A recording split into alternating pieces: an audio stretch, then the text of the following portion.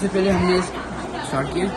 सबसे पहले जब हमने इसको चेक किया था तो इसको जो टीए है जिसको एक्टिव स्टैंडिंग कहते हैं ये टाइट था। तो सबसे पहले आपने जो है ना 5 to 10 डिग्री पे आपने जो है ना टीए को स्ट्रेच करना है। 10 सेकंड होल्ड करके रखना है और फिर छोड़ देना है। फिर उसके बाद 10 सेकंड होल्ड करना है, फिर छोड़ देना है। ये रिपीटिशन मूवमेंट आपने करवानी है 10 टाइम्स। सुबह दोपहर शाम पेशेंट को साथ जो उनका अटेंडेंट है उनको गाइड करनी है, घर में करवानी है। फिर आपने जो है ना 20 से 35 डिग्री पर लेके आएंगे और काफ मसल को स्ट्रेच करेंगे। ये भी आपने 10 टाइम करवाना है। 10 सेकंड होल्ड करके 10 टाइम करवाना है। ये करवाने के बाद उसके बाद आप हैमस्ट्रिंग की स्ट्रेचिंग करेंगे, यानी कि रेंज ऑफ मोशन कब बेहतर होगी। सबसे पहले आपने मसल को स्ट्रेच करना है। जब आपके मसल स्ट्रेच हो जाएंगे उसके बाद जो जॉइंट पे मूवमेंट होती है, जो जोड़ पे मूवमेंट हरकत होती है, जिसको हम रेंज ऑफ मोशन कहते हैं, वो फिर इजीली होगी। फिर आपने वो करवानी है प्रॉपर्ली। पहले इसकी टांग सख्त थी, जब हमने इसके पट्टों को नरम किया है और उसके बाद जो इसकी टांग है वो पूरी तरह फ्रीली मूव कर रही है, बिना किसी रुकावट के हरकत कर रही है। जो ब्रेक करवा के इसके बाद आपने इसके हिप जॉइंट पे जो है ना रोटेशन करवानी है, सर्कमडक्शन मूवमेंट करवानी है। ये भी इसी तरह 10 टाइम आपने रिपीट करनी है, सुबह दोपहर शाम गाइड करना है। साथ में अब जो एडक्टर मसल्स होते हैं वो पट्टे जो टांग को अंदर की तरफ लेके जाते हैं उनको नरम करना है, उनकी स्ट्रेचिंग करनी है। उसके लिए आप पेशेंट को इस पोजीशन में पकड़ेंगे, उसकी टांग को इस तरह ग्रेप बना के उसकी जो फीमर बोन है उस तरह बाहर की तरफ लेके जाएंगे। ये भी आपने 10 टाइम करवानी है। और इसके बाद उसके जो आपने परफॉर्मेंस जिसको नी टू चेस्ट भी कहते हैं, थॉमस स्ट्रेच भी कहते हैं और नी टू चेस्ट भी कहते हैं, वो करवानी है आपको।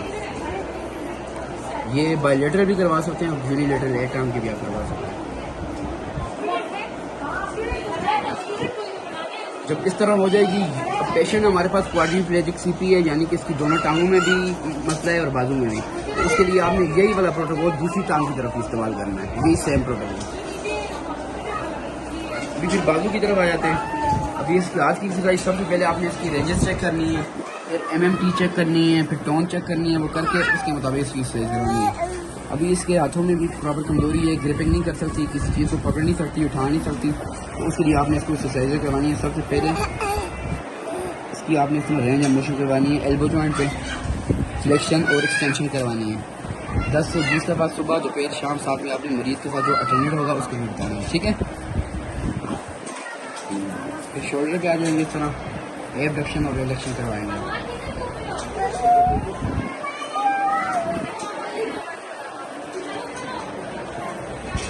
फिर इस तरह एल्बो पे जो हमारे पास मूवमेंट होती है फ्लेक्शन और एक्सटेंशन के बाद प्रोनेशन और सुपीनेशन वो करवानी है आपने। सुपीनेशन और प्रोनेशन। सुपीनेशन इस तरह आपको सीधा करना है, उसमें उल्टा करना है, ये और करना है। फिर इसी तरह शोल्डर पे आ जाएंगे, रिएक्शन करवानी है, एक्सटेंशन। इस तरह शोल्डर पे आपको बाजू पीछे की तरफ लेके जाना। बच्चों में खास ख्याल रखने के लिए बच्चे जो बेड रिडर होते हैं, ज़्यादा से मतलब बेड में पड़े रहते हैं, मूवमेंट उस तरह नहीं होती, रोज़ाना की जो एक्टिविटी है उस तरह नहीं होती, ADL, उस वजह से उनकी हड्डियाँ कमज़ोर होती हैं। तो उस हिसाब से उनके लिए इसमें बाजू भी करवा के फिर उसके बाद उसको करवानी है जी ब्रिजिंग, ताकि उसके जो कमर के पट्टे हैं वो मजबूत हो, उनकी स्ट्रेंथनिंग एक्सरसाइज हो। उसके लिए आपने उसको ब्रिजिंग एक्सरसाइज करवानी है। और बच्चा आप खुद कर सकते हैं तो वेरी एंड गुड, अगर खुद नहीं कर सकता तो आपने उसको पैसिवली करवानी है।